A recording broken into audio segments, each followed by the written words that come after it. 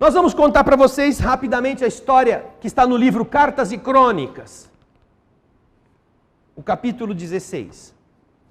O título é Belarmino Bicas.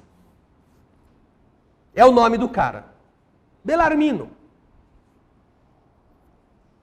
Humberto de Campos conta o seguinte: depois da festa beneficente, em que servíramos juntos, Belarmino Bicas, prezado companheiro a que nós nos afeiçoamos no plano espiritual, chamou-me à parte e falou decidido: bem, já que estivemos hoje em tarefa de solidariedade, eu estimaria solicitar de você um favor. Soube que você ainda pode escrever para o pessoal lá da Terra. Belarmino Bicas está conversando com Humberto de Campos no plano espiritual, portanto. Eu estou sabendo que você ainda consegue escrever algumas histórias para o pessoal lá da Terra dar uma lida. Eu gostaria então de te contar uma história, de confiar a você um assunto, para você ver se cabe para você passar para eles. Que assunto? Perguntou Humberto de Campos. Aí ele começa a contar qual é o assunto. Acontece que desencarnei com 58 anos de idade. 58. Após 20 anos de convicção espírita. Ou seja, quando ele tinha... Quantos anos mesmo que ele se tornou espírita? Ele tinha 50 quando morreu, depois de 20 anos de ter se tornado espírita. Quantos anos ele tinha quando se tornou espírita? Alternativa A, 2. Alternativa B, 8. Alternativa C, 40. Alternativa D, 38. Qual é a alternativa? D. Ufa! Ainda bem que tem alternativa nesse centro espírita, né? Complicado. Eu desencarnei com 58, depois de 20 anos espírita. Abracei os princípios que Allan Kardec escreveu. E como sempre fora nervoso por temperamento, organizei, desde os meus primeiros contatos com a doutrina consoladora, uma relação diária de todas as minhas irritações. O cara era chinês, né? Detalhista. Toda vez que ele ficava irritado, ele escrevia por quê, que dia, qual foi a causa. Para que eu mesmo me estudasse. Que é, aliás, uma coisa muito boa e salutar para todo mundo fazer. Existe Bíblia sem escrita. Você compra uns livros grossos assim, ó, em branco, e começa. Umas 500 páginas eu acho que dá. Para um ano. Os meus desconchavos foram tantos, porém, que apesar dos nobres conhecimentos assimilados, eu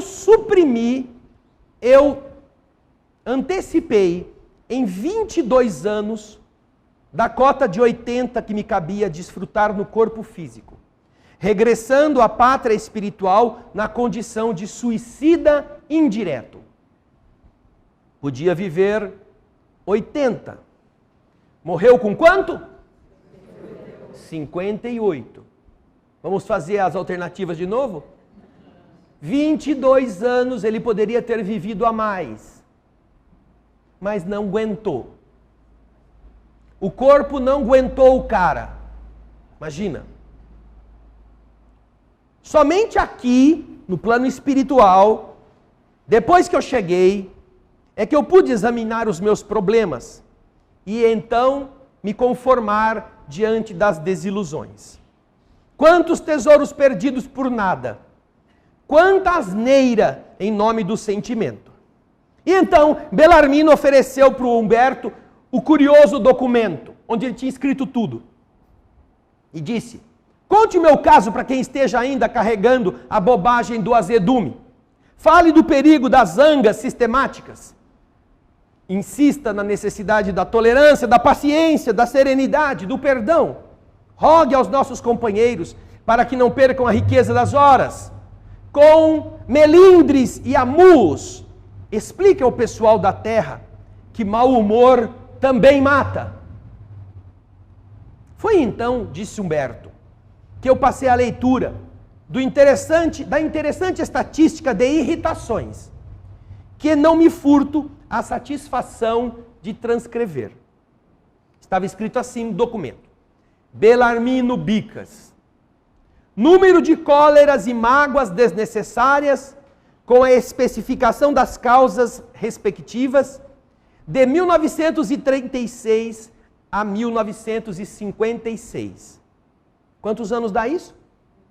20 anos. Aí ele começa a pôr quanto que ele se irritou por cada causa. 1811 irritações em razão de contrariedades em família. Então você escreve lá na sua Bíblia, contrariedade em família, e põe um pauzinho cada vez. 908 vezes por indispor-se dentro de casa em questões de alimentação e higiene, coisa que já é diferente, apesar de ser dentro de casa.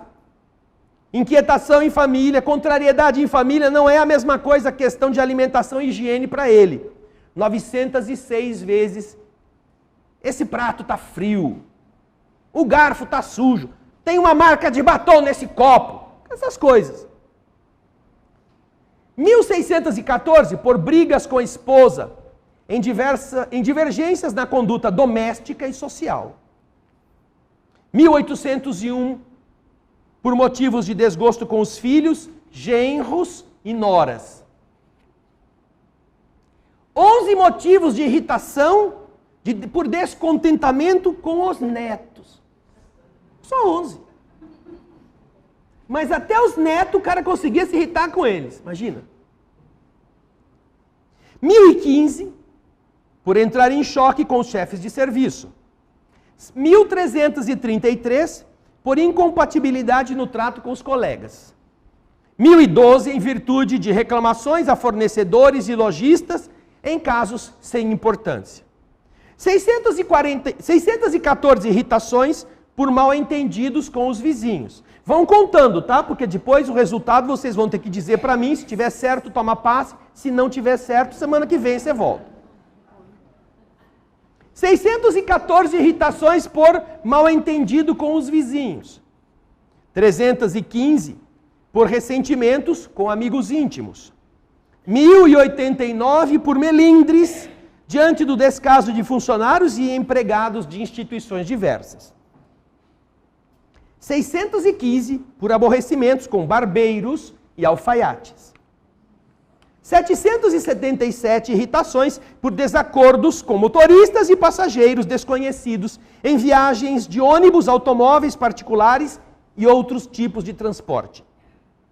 419 por desavenças com leiteiros e padeiros, no tempo em que havia ainda leiteiro e padeiro. Naquele tempo, o povo levava o leite em casa, o pão também. O cara estava fazendo um favor, chegava com o pãozinho. E olha, eles chegavam de madrugada. Para o cara se desentender com o padeiro, tinha que estar com insônia. Né? E olha, foram 419 brigas. 820 por desgostar-se com garçons em restaurantes e cafés. 211 por ofender-se com dificuldades em serviços de telefone. É a Judite. Você quer cancelar a conta e não consegue. Só que agora, se fosse hoje, o número ia ser maior. A sorte é que naquele tempo era só telefonista, aquelas coisas antigas, né, de telefone de disco, aqueles negócios bem do tempo do Chacrinha. 911 irritações por motivos de controvérsias em casas de diversão. O cara ia se divertir e brigava. 901 vezes brigava lá na casa de diversão. Vai ver que o cara era boxeador, né? A diversão dele era a luta de boxe. 815 brigas por irritar-se com opiniões alheias em matéria religiosa. 217 por incompreensões com os irmãos de fé na casa espírita. 900, e essa aqui é sensacional. Ó, 901 vezes ele ficou irritado por engano. Por engano. Diante de pesares imaginários ou da perspectiva de acontecimentos desagradáveis que nunca ocorreram. Nunca. Você ficou sabendo que a sua sogra vem passar 15 dias na sua casa. Aí já brigou com o marido, já brigou com a esposa. Essa velha, eu não aguento ela. Você devia ter falado que não. E já brigou. E aí a velha, depois de um tempo, eu não vou poder ir, minha filha. Desculpa. Brigou à toa. Total. 16.386 irritações inúteis. Esse, o apanhado das irritações do prestimoso amigo Belarmino. 16.386 irritações dispensáveis em 7.300 dias de existência. E isso nos 20 anos mais belos de sua passagem no mundo, porque iluminados pelos clarões do Evangelho redivivo. Cumpro, então, o dever de dar o seu desejo, a satisfação de tornar conhecida a sua experiência, que, a nosso ver, é tão importante quanto as observações que previnem desequilíbrios e doenças. Embora estejamos certos que muita gente vai julgar o balanço de Belarmino Bicas como mera invencionice do espírito loroteiro. Como simples brincadeira para encher folha de papel. Quando os nossos pontos fracos são atingidos, é mais fácil a gente dizer, esse cara inventou isso. Porque se nós pensarmos como nós agimos, como nos irritamos com coisas bobas, nós vamos ver que talvez a gente ganhe longe do Belarmino. Entrar na sala de passe, pedir que os espíritos tratem da gente em casa, é algo muito positivo. Demonstra que nós estamos querendo algo melhor. Mas não devemos nos esquecer que esse algo melhor tem que nascer em nós. Se nós não mudarmos o vocabulário, se não abdicarmos de falar palavrões, de usar a língua para vergastar a reputação dos outros, se não usarmos o pensamento para fixarmos coisas boas e bonitas, nós vamos dizer que queremos saúde, mas a nossa conduta é daquele que gosta mesmo da doença.